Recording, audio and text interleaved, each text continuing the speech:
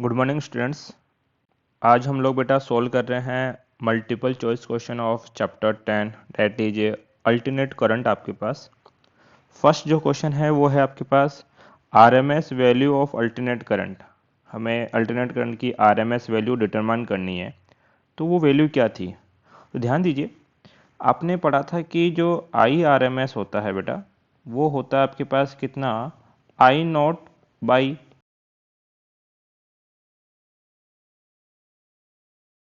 क्या होता है बेटा, it is the peak current या मैक्सिमम करंट। तो हमने बोला ये क्या होगा आपके पास बेटा, it is the peak current या पीक वैल्यू ऑफ करंट। तो जो आई आर एम एस की जो वैल्यू होती है वो पीक वैल्यू का कितना पार्ट होती है बेटा, √2 पार्ट होती है आपके पास। तो इसके अकॉर्डिंग हमारा ऑप्शन नंबर डी करेक्ट हो जाएगा। ध्यान दे, सेकंड क्वेश्चन क्या है। सेकंड क्वेश्चन आपका कह रहा है बेटा आपके पास कि due to which component of current in AC circuit lead the voltage in the phase. आपके पास किस कंपोनेंट की वजह से जो करंट है वो वोल्टेज के फेज से लीड करता है। तो देखो, प्योर रेजिस्टेंस में हमने क्या स्टडी किया था आपके पास कि रेजिस्टेंस की जब बात करते हैं, किसकी बेटा, रजिस्टर की जब हम बात करते हैं तो हमने बोला था कि जिस फेज में करंट होता है उसी फेज में कुछ आगे क्या होता है, वोल्टेज ड्रॉप ऑफ रेजिस्टेंस। अगर मैं प्योर इंडक्टर की बात करूं, जब मैं इंडक्टर के बारे में बात करना चाहूँगा तो मैं ये कहूँगा कि जिस फेज में करंट होगा उससे 90 डिग्री लीड करता हुआ क्या होगा बेटा, उसका वोल्टेज। जबकि अगर मैं कैपेसिटर की अगर मैं बात करना चाहूँ तो मैं यहाँ क्या लिख सकता हूँ बेटा आपके पास कि जिस फेज में करंट होती है उससे 90 डिग्री लेग करता हुआ कैपेसिटर का क्या होता है बेटा, वोल्टेज। अब एक बात को ध्यान देना बेटा, आपके पास ये क्वेश्चन आगे भी आएगा इसलिए मैं इसको अभी कॉपी करके रख लेता हूँ।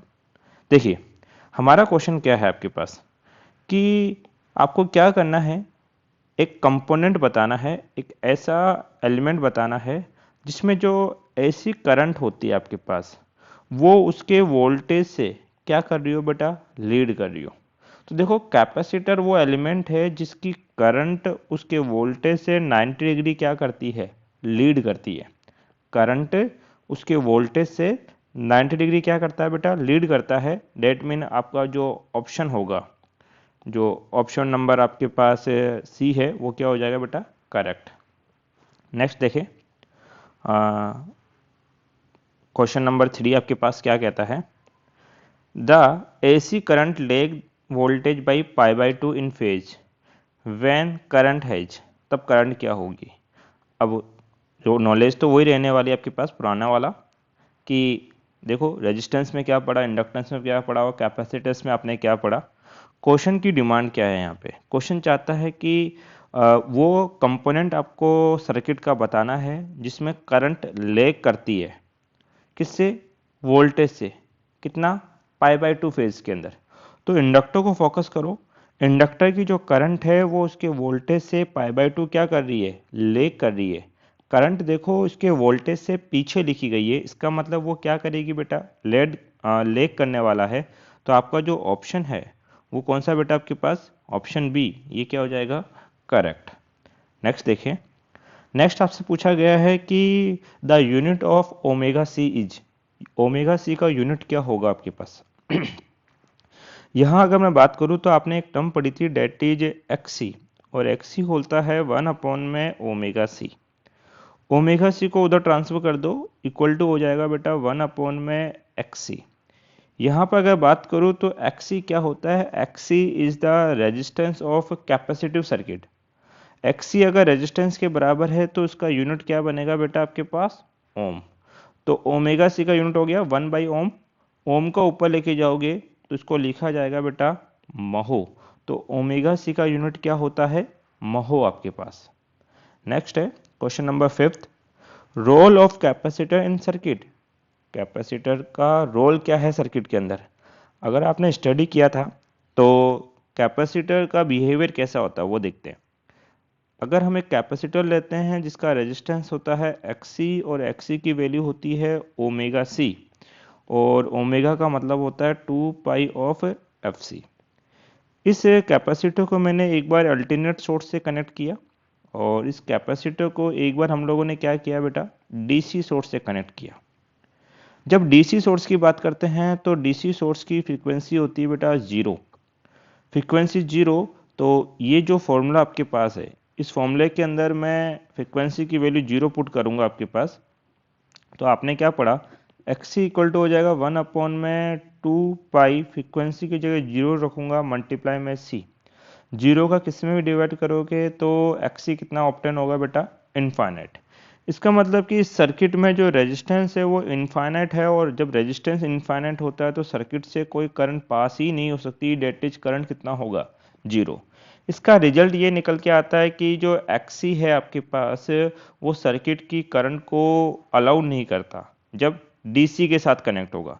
तो हमने बोला इस केस के अंदर ये करंट को क्या करता है बेटा, आपके पास स्टॉप करता है, ठीक है, या ब्लॉक करता है। अब बात करते हैं जब इसको एसी के साथ जोड़ा जाएगा, तो एसी की फ्रीक्वेंसी हम लोग हाई मान लेते हैं और वो हाई फ्रीक्वेंसी है इनफाइनाइट। तो यहाँ पे एक्स इक्वल टू कितना हो जाएगा, 1/2 पाई एफ की जगह इनफाइनाइट मल्टीप्लाई में सी।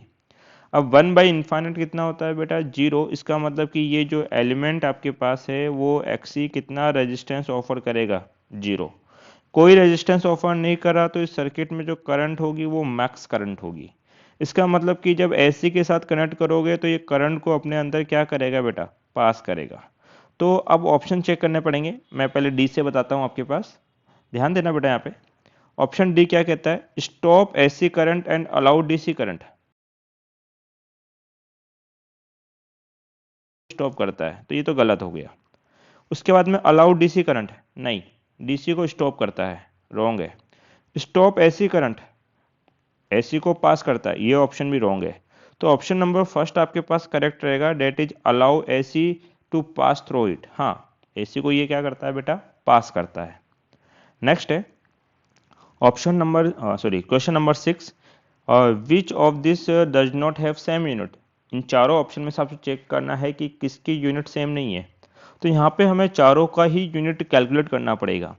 अब ध्यान दीजिए, पहला आपके पास जो एलिमेंट है डेट इज 1/√ऑफ LC, इसका यूनिट कहाँ से निकालेंगे हम लोग। इसके लिए आपको पता है कि ओमेगा बराबर कितना होता है, सर ओमेगा इक्वल टू था 1/√LC। इसका मतलब 1/√LC,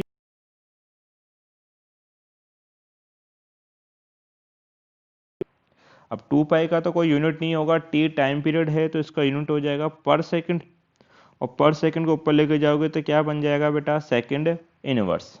डेट इज ओमेगा का जो यूनिट होता है वो कितना होता है, सेकंड इनवर्स। आपके पास वैल्यूज आप लोग पुट करेंगे तो 1/√LC ओमेगा के बराबर है, इसका मतलब 1/√LC का यूनिट क्या बनने वाला है बेटा, second inverse. Option number B check करते हैं, बी कौन है बेटा, √LC। तो आपके पास फॉर्मूला यही रहेगा, इस फॉर्मूले से अगर मैं √LC कैलकुलेट करना 1/ओमेगा, और ओमेगा का यूनिट मुझे पता है, मैंने ये ओमेगा का यूनिट आपके पास पढ़ा है, वैल्यू पुट कर रहा हूँ तो ये हो जाएगा ओमेगा की जगह सेकंड इनवर्स। सेकंड इनवर्स ऊपर आएगा तो क्या बन जाएगा बेटा, सेकंड। इसका मतलब ये जो √LC है इसका यूनिट क्या आता है, सेकंड आता है, ठीक है। ऑप्शन सी को चेक करते हैं, RC। अब RC का यूनिट कैसे बनाएंगे, आपने क्वालिटी फैक्टर पढ़ा है, क्वालिटी फैक्टर होता है XC अपॉन में क्या, R आपके पास। अब यहाँ से XC को लिख सकते हैं बेटा ओमेगा सी अपॉन में क्या, R। XC की वैल्यू मैंने पुट करी 1/ओमेगा सी। अब ध्यान दो बेटा, आपके पास तो एक टर्म आपके पास बन गई कि क्वालिटी फैक्टर बराबर है 1/ओमेगा CR। मुझे तो क्या बनाना है, CR बनाना है, तो CR को उधर ट्रांसफर कर दूंगा तो CR इक्वल टू क्या बन जाएगा, 1/Q(ओमेगा)। अब ध्यान देने वाली बात यह है कि ये जो क्वालिटी फैक्टर है इसका तो यूनिट होता ही नहीं है। इसका मतलब यहाँ पे जो यूनिट होगा केवल ओमेगा का होगा, और ओमेगा का यूनिट होता है सेकंड इनवर्स। सेकंड इनवर्स को ऊपर लेके जाओगे तो ये क्या बन जाएगा बेटा, सेकंड। अब नेक्स्ट है बेटा आपके पास ऑप्शन नंबर डी, हमें चेक करना है। तो आपने L/R, इसको हम लोग चेक करेंगे, ठीक है। तो ध्यान दीजिए, हमने एक टर्म पढ़ी थी क्वालिटी फैक्टर, और क्वालिटी फैक्टर इक्वल टू कितना था बेटा, XL/R। ये भी क्वालिटी फैक्टर का फॉर्मूला है। XL को क्या लिख सकते हैं बेटा, ओमेगा L अपॉन में क्या आर। अब यहाँ पे ध्यान दो, Q इक्वल टू आपको ऑप्टेन हुआ ओमेगा एल बाई आर। यहाँ से ऐसा करें बेटा, ओमेगा को अपॉन में ले जाएं तो L by R equal to हो जाएगा Q बाई ओमेगा। अब Q क्या है, क्वालिटी फैक्टर, और quality factor is the unitless, इसका कोई यूनिट नहीं है, तो यूनिट केवल किसका होगा, ओमेगा का, और ओमेगा आएगा बेटा सेकंड आपके पास। अब ध्यान दीजिए यहाँ पे कि हमने चारों का यूनिट निकाला, तो पता लगा कि इसका यूनिट आता है सेकंड इनवर्स, इसका यूनिट सेकंड है, इसका भी सेकंड है, और इसका भी सेकंड है। क्वेश्चन डिमांड कर रहा है कि इन चारों में से किसका यूनिट सेम नहीं है, तो आपके पास जो ऑप्शन नंबर ए है वो क्या हो जाएगा बेटा, करेक्ट। नेक्स्ट क्वेश्चन है, क्वेश्चन क्या कह रहा है बेटा आपके पास, अगर बात करें इन ऐसी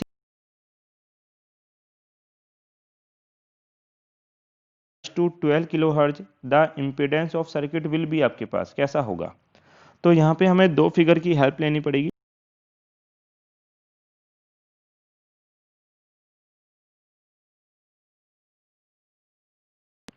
यहाँ पर जो मिनिमम इम्पिडेंस होता है उस कंडीशन पे जो फ्रीक्वेंसी ऑब्टेन होती है that is called resonant frequency. अब क्वेश्चन कह रहा है रेजोनेंट फ्रीक्वेंसी कितनी है, 10 किलो हर्ज, और नेक्स्ट फ्रीक्वेंसी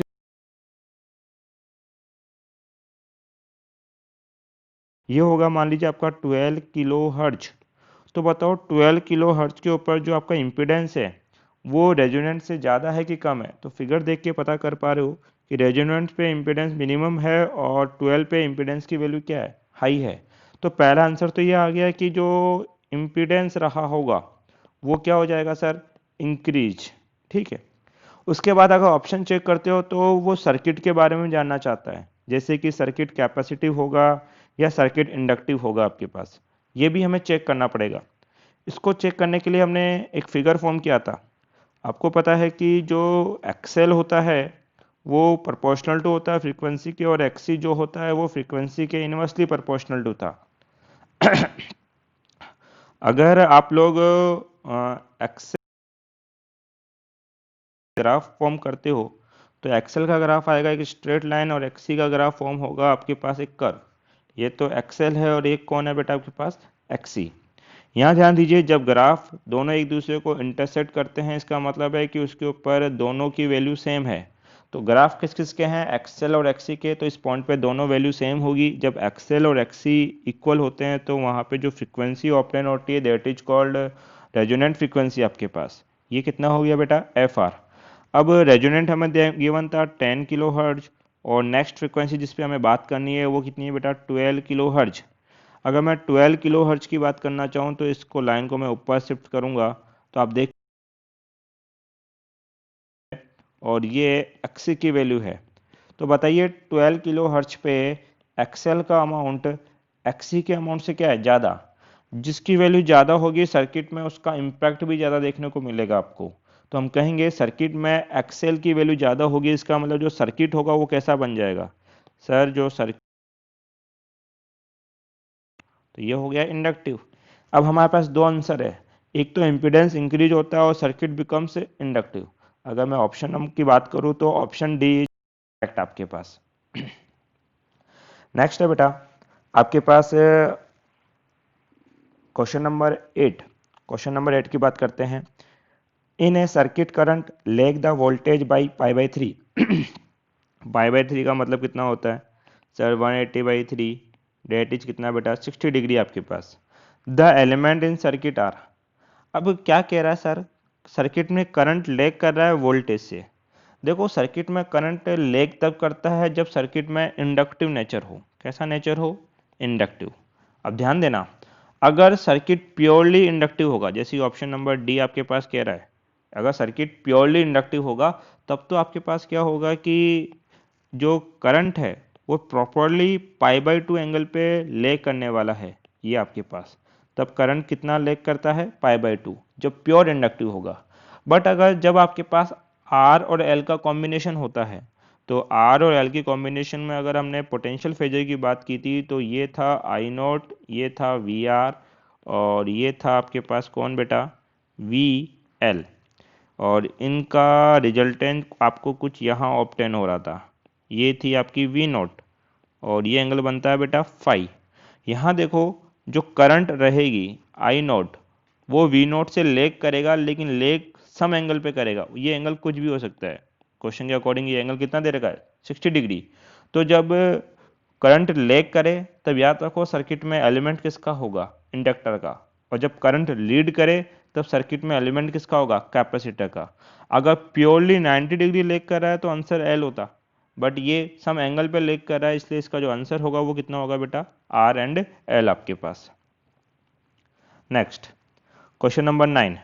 9 क्या कह रहा है बेटा, power factor of pure inductor and pure capacitor is. अगर आपने एवरेज पावर पढ़ा और वहाँ पे हमने पावर फैक्टर निकाला था कि पावर फैक्टर जो होता है वो होता है बेटा कॉस फाई। ठीक है, अब मैं बात कर रहा हूँ बेटा किसकी, pure inductor.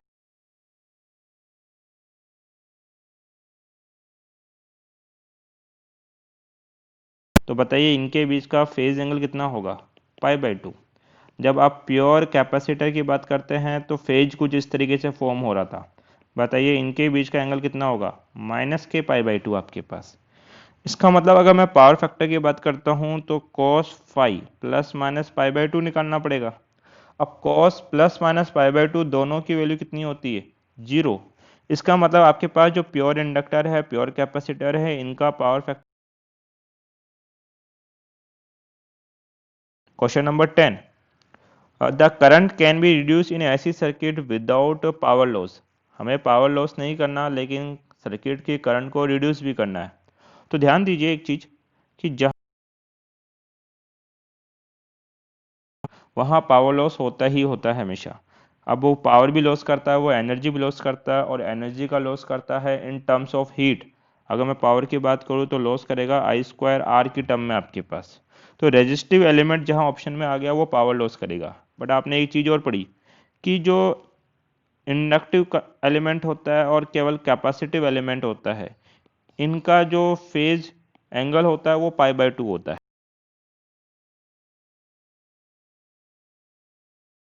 IRMS VR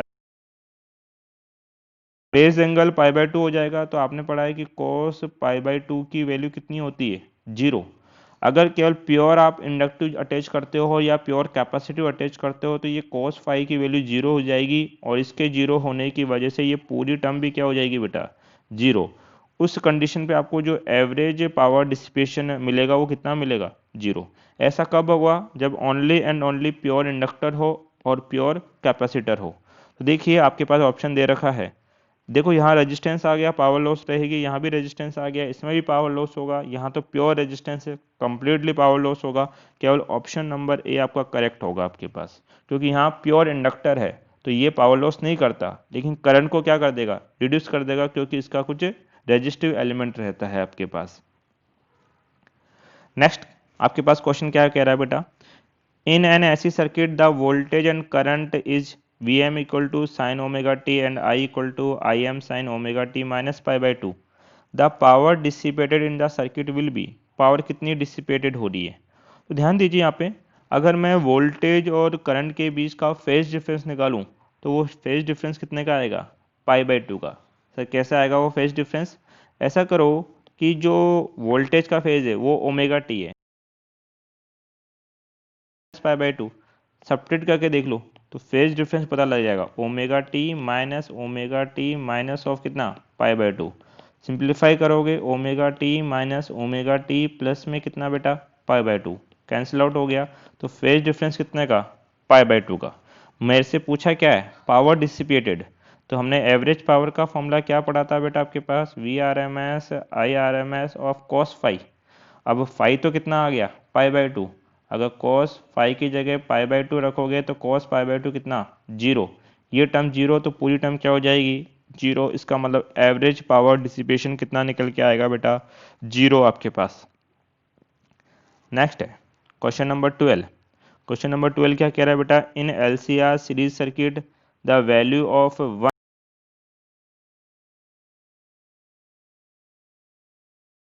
micro Henry है आपके पास। ठीक है, तो हमें C की वैल्यू दे रखी है 1 माइक्रोफेरड, जिसको लिख सकते हैं 1 × 10⁻⁻⁶ ऑफ फेरड, और इंडक्टेंस की वैल्यू है 1 माइक्रो हेनरी, जिसको लिखा जा सकता है 1 इंटू 10⁻⁻⁶।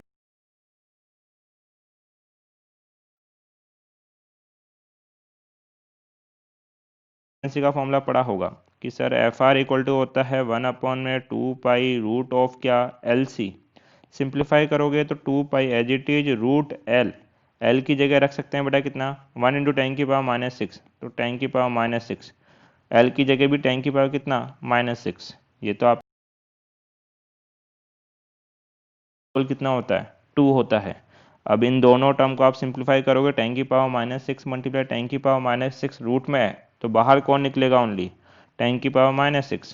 तो ये हो जाएगा 2 पाई इंटू 10⁻⁻6, -6 को ऊपर लेके जाओगे 10⁻+6 अपॉन में कितना हो जाएगा बेटा, 2 पाई। तो यहाँ आंसर चेक कर लो, option number C is correct आपके पास। नेक्स्ट देखें 13 क्या कह रहा है बेटा आपके पास, the transformer core is laminated so. ये जो डिक्लेरेशन है ये हमने ट्रांसफार्मर पढ़ा है, तो उसमें हमने एक्सप्लेन किया है कि ट्रांसफार्मर का जो कोर होता है उसको लैमिनेट इसलिए किया जाता है ताकि उसके अंदर एडी करंट को लॉस, जो रिडक्शन है वो किया जा सके। एनर्जी लॉस जो हीट के टर्म में होता है due to the presence of eddy current, eddy current को मिनिमाइज करने के लिए हम ट्रांसफार्मर के कोर को क्या करते हैं बेटा, लैमिनेटेड। तो ऑप्शन डी क्या हो जाएगा बेटा, करेक्ट यहाँ पे। नेक्स्ट है in the diagram the point which indicate resonance. देखो रेजोनेंस कब ऑब्टेन होता है, जब रिएक्टेंस इक्वल होते हैं, डेट इज एक्सी किसके बराबर होता है, एक्सएल के। तो देखो ये एक पॉइंट है आपके पास, ये पॉइंट आपको दिखाई दे रहा होगा, इस पॉइंट के ऊपर एक्सएल बराबर क्या होगा, एक्सी। ऐसा क्यों होगा, क्योंकि इस पॉइंट के ऊपर दोनों ग्राफ एक दूसरे को इंटरसेक्ट करते हैं, और जब दो ग्राफ एक साथ एक दूसरे को इंटरसेक्ट करते हैं तो वहाँ पे दोनों का अमाउंट क्या होता है, सेम।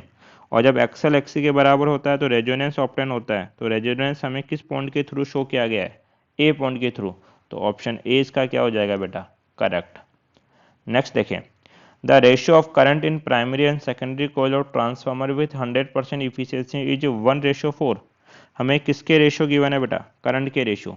तो हमें करंट इन प्राइमरी और करंट इन सेकेंडरी का रेशियो गिवन है 1:4 आपके पास। The ratio of voltage across the coil, तो वोल्टेज के रेशियो क्या होंगे वो आपको कैलकुलेट करना है। तो ध्यान दीजिए बेटा यहाँ पे, अगर आपने ट्रांसफार्मर पढ़ा है तो ट्रांसफार्मर में हमने ट्रांसफार्मर की मैथमेटिकल इक्वेशन निकाली थी, वो क्या थी बेटा, Vp/Vs इक्वल टू कितना होता है आपके पास, Np/Ns इक्वल टू होता है आपके पास Is अपॉन में क्या, Ip।